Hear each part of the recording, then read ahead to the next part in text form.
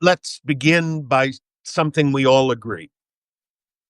This is a war that perspective. If you live in Israel, you have a different perspective than living anywhere else. Sure. Yeah. And Yossi Klein Halevi makes the point several times in this blog that this was an inevitable war. This was a war that he claims began on October 7th. Because what Hamas did, they did with the funding, support, and projection of Iran. He goes back all the way to Oslo and Rabin. Rabin believing that there were rings, the borders, Palestinians, Jordan, Syria, Lebanon, but inevitably, eventually, Iran, whose definition, self-critical, self-stated definition as a radical Islamist republic regime has been opposed to the, quote, Zionist presence.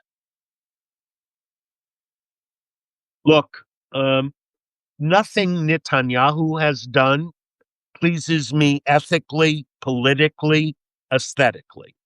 However, give the man credit, he has been obsessed with Iran and warned the world for years that when they got enough, they would create a weapon.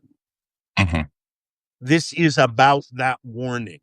It is about, could any of us imagine a radical Islamist regime whose stated intentions was the obliteration of the Zionist presence, having 1, 2, 5, 10 nuclear weapons? Yeah, I think what's important there in what you said is that October 7th elevated that beyond just rhetoric. So you have one of the Iranian proxies, and no one has denied that, neither Hamas nor Iran nor anyone else, both in funding and in existential purpose. Mm-hmm. Hamas would never negotiate. Mm-hmm. So I don't like Bibi. I don't like Trump, but I must give both of them their due for making a decision in which the Jewish state was at risk. Mm-hmm. Mm-hmm.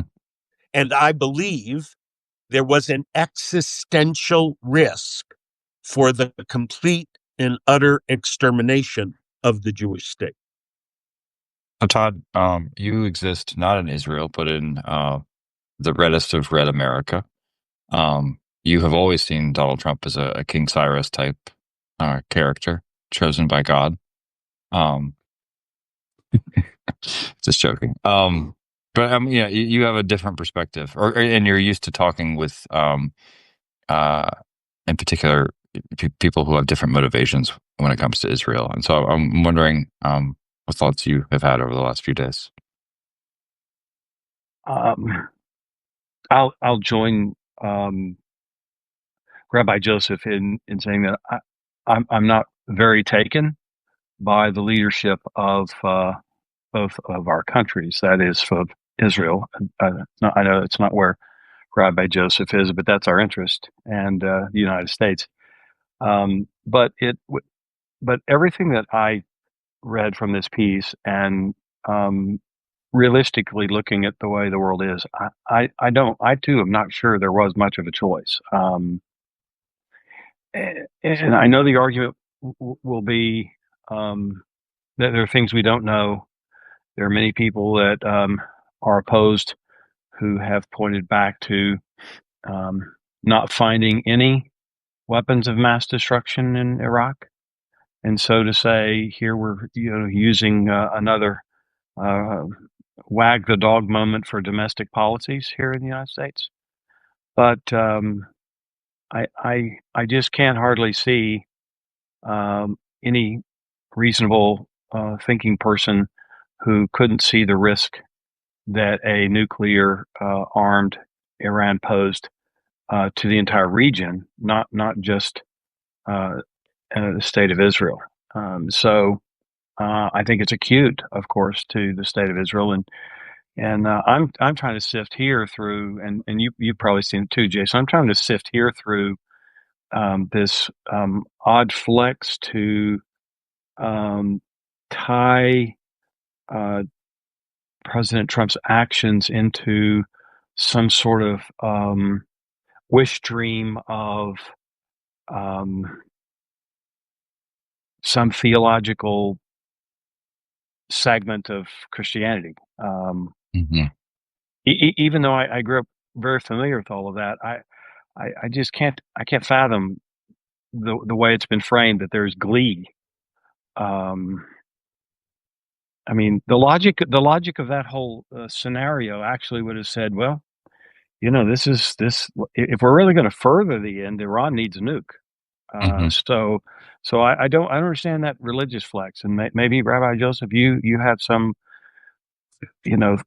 Yeah. So to provide some context, Joseph, Todd and I are both. There are a lot of Christian leaders, thought leaders on the left, progressive Christians, who insist that the right in America is motivated entirely by kind of wild eschatology, dispensationalism, and therefore that is what motivates Donald Trump's actions in the Middle East. And I think you're both correct.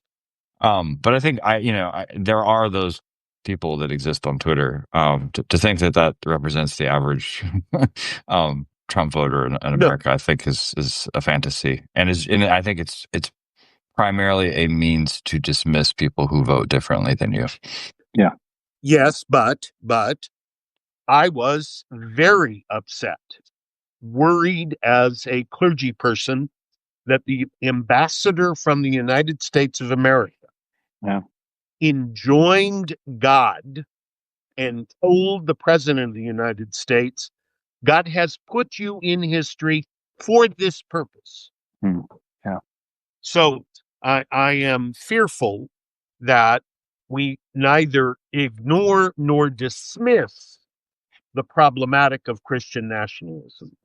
This is a very complicated element in which we are not going to be able to sever themes. We're going to have to layer them. And there was an actual existential moment, and we won't ever know whose intelligence found out what. How close were they? No one can believe Bibi. He's been saying they're a week or a month away for 15 years. Right. All right. So they came to realize that 60% amount highly dense nuclear possibilities. Maybe they had everything but the other 20% they needed. And that was accessible. I don't need to know what I'm not supposed to know. Right. And we're speaking on the quote, tame cynic.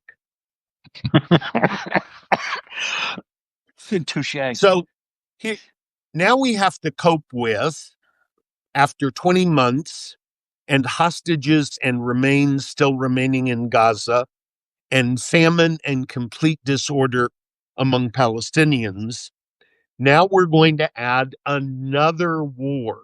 Ukraine, Sudan, we're doing it all. But this one was needed because you can't take it over if they have a nuclear weapon.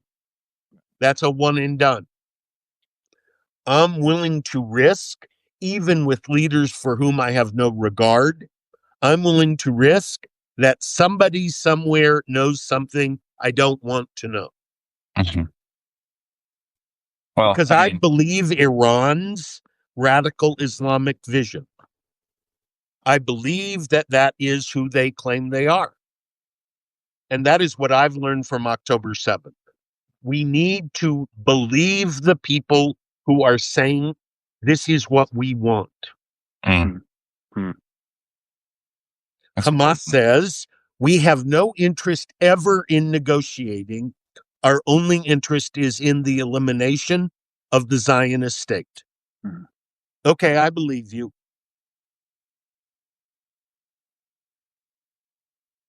I don't know. And I sent you another piece, and Yossi begins to deal with it. I don't know how much this will ultimately add to anti-Semitism. Yeah. Yeah. Before we go there, Joseph, I think it might be helpful, because I also saw, Todd, a number of clergy colleagues on social media on Saturday lamenting in a very public fashion the need to rewrite their sermons in light of which I thought was kind of hyperbolic. So Joseph, can you review for us? You've talked about this before with me a couple times, but can you review for people the Jewish tradition when it comes to war? War is a significant narrative reality in Hebrew scripture, the Old Testament. Ergo, please do not mistranslate thou shalt not. It does not say kill. It only says thou shalt not murder. And how do I know that? Because there is more killing in the Hebrew Bible than any other narrative I know. And in fact, What is the interpretive tradition behind translating it as murder, I wonder? I don't want to blame King James and focus on the nature of what Protestant Christianity has done. Lo taharog means don't kill. Lo tirtzach is what the text says. Do not murder an innocent person. So I don't know whether we want to go back to the Greek, the Latin. Let's just deal with the fact that in English, however we got it, it says thou shalt not kill. Let's just begin with that's wrong. And collectively, we need to say that is not what the original says nor intends, because there are wars. Abram in Genesis 14 has a war with 4 kings. People get killed. So killing is a part of the basic human narrative. Always has been. There's no problem with it. You must understand the utopian messianic vision, the not yetness that we share may or may not involve war, but there'll be a war before we get there. So I never am troubled by the nature of the fact that war is a part of my identity as a Jew. I'm never troubled by that. And how we decide what it means to kill. There are lots of passages we could study another time about the ethics of what war requires. Right. We've never translated the ancient biblical ethic of war into a post-nuclear setting. Maybe sitting in a room moving a joystick requires a different ethic. I don't know. But I truly believe that Israel gave the world an opportunity to end an existential threat that would have ended Israel and totally dismantled any fabric of stability in the Middle East. Okay. The complicated reality of continued war What do you say when the president of Russia says the United States broke a basic ethic by bombing a country without any merit? Oh, okay. I guess Right. they don't consider their behavior when they make challenge statements. Okay. So that's the world in which we're living. Yeah, and I think this is true for both our scriptures. You know, neither testament warrants kind of naivete about the reality of the world. Not only doesn't warrant, it warns us against it. Mm-hmm. But yeah, so I mean, I think your position on the commandment, that's a straight line from your lack of discomfort with war as a Jew to this first article you sent me. It mentions the highway in Tel Aviv. There's banners along the highway in Tel Aviv that say "Thank you, Mr. President," and how that speaks for most Israelis. And Yossi hates Bibi. I mean, he has, and he writes it. Bibi has taken the soul out of Israeli politics. Mm-hmm. But it begins. The first sentence begins, and it's a Yossi Klein Halevi sentence. Let me read it. Power is not the answer to all problems, but neither is restraint. Yeah. And I was thinking, thinking about talking with you. It's, one of the witnesses of the Christian Old Testament, is that you don't always get to, the king you have isn't always the king you would choose. But nevertheless, you have to set forth into the future. Look, the three of us don't agree on some vocabulary. What we do agree is there is one God who created the universe, who engages human beings in an ethic toward which the ultimate power will be expressed. You kosher with That's that, how I Todd? know myself to be. What was that, Jason? You kosher with that? Yeah. That common position. Yeah. So, Todd, did you have a chance to read this second article? I did. So, can you summarize this for us before we talk about it? I think the thing I took away was what Rabbi Joseph just was on his way toward, and that is that if we could frame it in the same sort of picture of nuclear possibilities, what's the fallout from these events? And I confess I don't really, and I don't really follow. How do I say this? I think anti-Semitism is deplorable. Given what we know, I can't imagine someone finding this to be more fuel for their anti-Semitism. And I don't say that naively. I just say that if we could agree on some premises that there is a clear existential threat for a rogue regime to have a nuclear weapon that could indiscriminately use it anywhere, intentionally working toward a long-range missile to reach, say, Florida, for instance, then the entire world is at risk. And so how someone could then turn this entire scenario around as motivation to sate their hate-filled attitude toward Jews, I can only look at history and say it happens, but I can't get my mind there. Because the use of the word Zionist regime. So the word Jew won't be used. Sometimes the word Israel doesn't have to be used. The word Zionist is used. Mm-hmm.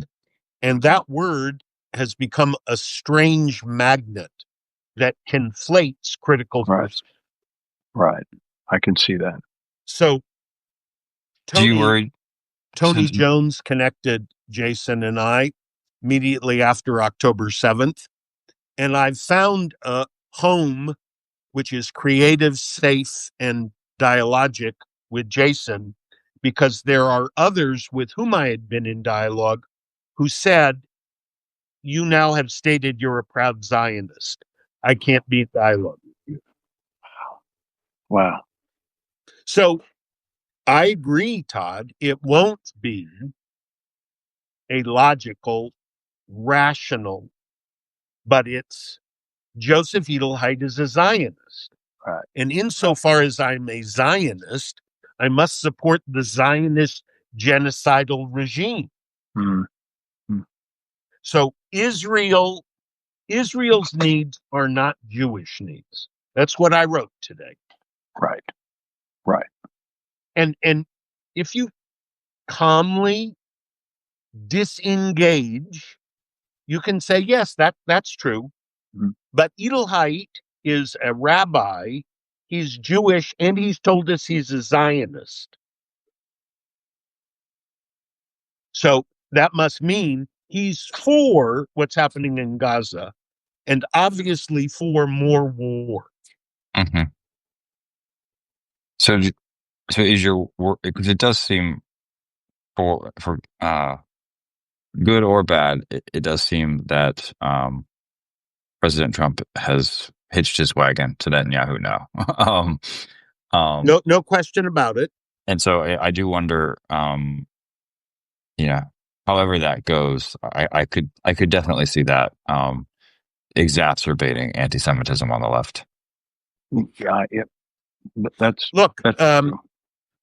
This Khalid, this grad student from Columbia, who was abused over issues of his immigration status and now returned to his wife and baby, he was abused. Mm-hmm. He is also an anti-Zionist, mm-hmm. but an embittered ideological anti-Zionist. So should I assume that while he was abused, he also hates me? Both are possible. Mm-hmm. Mm-hmm. Well, I mean, that's why the Constitution protects him. Yeah. And now let's add the Christian messianic nationalism behind this and the moment of convergence of destabilized social realities. And I think that's what prompted that second article. Yes, I can see that. Someone, Rabbi Joseph, you all have talked about this, but someone in the comments asked for a description definition of Zionism. So yes, I saw that. Could you do that in such a way that you also can parse out the distinctions that you are making? Yes. So let me start with myself and move backwards in history. I was born in 1946, and therefore, though members of my family were destroyed in 3 extermination camps, I am a child born immediately after the Holocaust. So my Jewish identity is post-Holocaust. But family was destroyed by the Holocaust. So it has to begin with the reality that Jews were exterminated because they were in a vulnerable place in which they could not save themselves. Where was your family located? In Hungary. Okay. So why do I start with the Holocaust? Because in 1896, Theodor Herzl, an assimilated Jew from Vienna, a journalist covering the Alfred Dreyfus affair in Paris, said, the European project is over. Okay? They're never going to accept us. It's done. That was 40 years before the Nuremberg laws in Germany. Mm-hmm. So we attempted from the year of the end of the biblical period and the diaspora.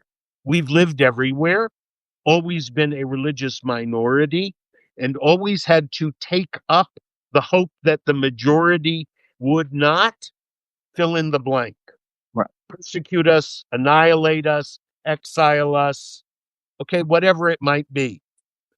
1948, the state of Israel was established. Zionism is an idea that the Jewish people should have their own land and destiny. It uses the word Zion, which is mentioned throughout the Hebrew Bible. There's nothing new about the word Zion. Right. Zionism has a political, cultural, religious set of components to it. And between 1896 and 1948, it was a global movement which attempted to settle the ancient land, which was then, after World War I, under the protection of a mandate by Britain. With the establishment of the state, the indigenous people that had always lived there had a decision to make how to share the land. The land was partitioned. Will you share it together? The Jews said, yes, we'll share it together. I'm not making a statement about how well they've shared it together. Okay? The plan was never to exile everyone who lived there. It was to share the land. Zionism today is not about the establishment of the state. It is about a way Jews can share globally an identity anchored in a cultural, political reality. So I am a Zionist because members of my family were destroyed by a regime that sought to exterminate all Jews. Not 6 million Jews, all Jews. Right. There are political, religious segments of contemporary society that also say we want to exterminate Jews. All right. I didn't believe you then. I do believe you now. Right. Being a Zionist does not mean I am anti everything else. I don't accept the word chosen, as in the chosen people, as being a superior statement, a statement about superiority. I believe it's a statement about my responsibility in covenant with God and ethically for everyone else. Right. Yeah. Right. My Zionism is theologically in that context. I'm a 5th generation native San Franciscan. Okay. I've moved to Rio, but my 4 adult children, my granddaughter, are Americans, and I support and love America. My work in interfaith dialogue, that's my graduate degree from the Divinity School of the University of Chicago. So, yes, I'm a Zionist. I'm a proud Zionist. That doesn't mean I am a proud Israeli citizen. I'm not. I don't vote. But I'm proud of the Jewish people as a communal reality. I want the Palestinian people given dignity. I want the Palestinian people to have their own destiny. But that's between them and the reality of an Israeli government that requires security promises. So, Joseph, when we started talking, Joseph, after October 7th, did you expect that this would be one of the things that we talked about down the road? Oh, yes. And what I've experienced in the 20 months is something we will continue to work on. But the silence with which I have been marginalized by many people I thought were my friends, who don't want to have me make a choice. They want my identity to be more accessible for their choices. In this second article, there is also the point, not just that it would become fuel and fodder for an ideological mind already made up, but that it's a bit naive to think that, as our president announced, we've obliterated now, and we don't know if we have, but we've obliterated. And so now this decision or this experience or event should be easy, and it should end quickly. That's the other side of this piece. It's a bit naive to say this is, quote, the final blow. You know, I decided as I approach 79 in November that I will now admit there are so many things for which I'm not responsible. During my hyperactive clergy days, I thought I was responsible for everything. That's all of us. I'm not. I have no idea what is going on. Right. I don't know what they know that prompted them to do this. I don't know how you bomb a facility built in and under a mountain any more than I know how you fight a guerrilla war in Gaza City. Mm-hmm. Yeah, I haven't understood the people who the very concept of negotiating with an antagonist trying to covertly build a nuclear weapon. I don't know how you negotiate in good faith with someone like that. And then the warnings I've read and heard about, like, well, if we do this, then they might do this, and I'm like, well, they've been doing that for 45 years. like they've been. It just seems to be a denial of like, you know, of reality. That, like, they're the reason the Iraq War was so terrible. Like, without them, there's no 9/11. A lot of the fear casting about the future seems to not really reckon with the not even the immediate past, but for most of my life. Look, I don't know that we will ever again have quote simple reality. Hitler, Imperial Japan, that war was simple. Okay. You don't want to live under the attack of a fascist totalitarian regime? Fight.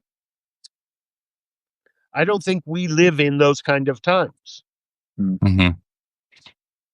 And as a Jew, I don't expect for everyone to experience the existential threat to the state of Israel, to which I have an emotional, intellectual affinity. I have family there, but I don't live there. Mm-hmm. I don't know what it means. One of my young friends, a rabbi in Tel Aviv, who's moved with his family so the family could live in the shelter in his in-laws' home. How do you take a 3-year-old and a 3-week-old? I don't know what that means anymore, and I've told Jason this. How do you tell a younger colleague, okay, you're going to have Friday night services in an open-air arena, a small room in which you have 30 seconds to get into a shelter if a siren goes off. Oh, by the way, 3 members in your congregation are in wheelchairs. Okay, clergy, decide. Yeah. Yeah. And you've hit on this a number of times, and maybe this is for those who join us or listen later, but I don't know about Jason, but I don't know that the average. I mean, I know it's a terrible way to maybe frame this, but I don't know the average person in the United States observing these things has any notion of existential threat in the same way. Mm-hmm. And I think that's what makes it very difficult. I mean, we have admittedly one of the best economies in the world, but you would think we're a third world country to hear the media. And so it's startling when